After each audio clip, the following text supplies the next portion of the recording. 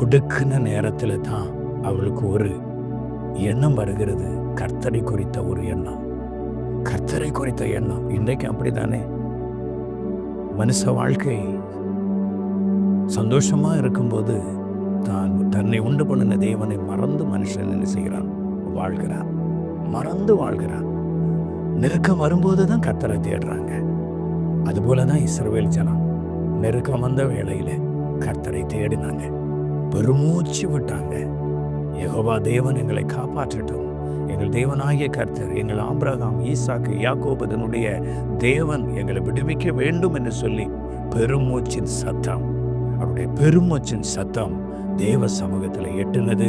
அவருடைய வார்த்தைக்கு, அவருடைய பெருமூச்சுக்கு ஆண்டவர் பதில் கொடுத்தார். மோசே என்ற தேவ மனிதனை, ஊழியக்காரரை அங்கு அனுப்புகிறார். அந்த ஜனங்களை விடுதலையாக்கி வெளியே கொண்டு வருகிறார்.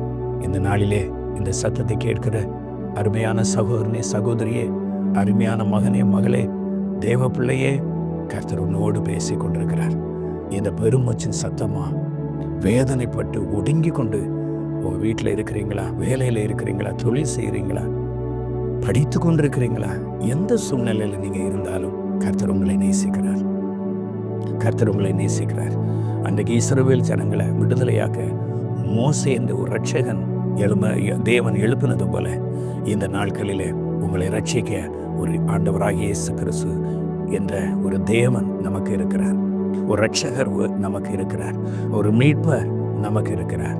அவரை நீங்கள் விசுவாசித்தால் நீங்க எந்த அடிமைத்தனத்திலிருந்து, ஒருவேளை அடிமைத்தனம், கடன் என்ற அடிமைத்தனம், நோய் என்ற அடிமைத்தனம், லஹரி பானங்கள் என்ற அடிமைத்தனம், ஐயோ தூக்கம் வரதில்லை, இதனால தூக்க மாத்திரை போட்டு நீங்க தூங்க போறீங்களா, அதனால அடிமைப்பட்டு இருக்கிறீங்களா, வேதனைப்படுறீங்களா, இல்ல யாரோ எதிரிகள் நெருக்கி உங்களை ஒடுக்குறாங்களா, இல்ல தேவை சந்திக்கப்படாம வேதனைப்பட்டு இதனால அடிமைப்பட்டு அடிமைத்தனமா நொறுங்கி இருக்கிறீங்களா?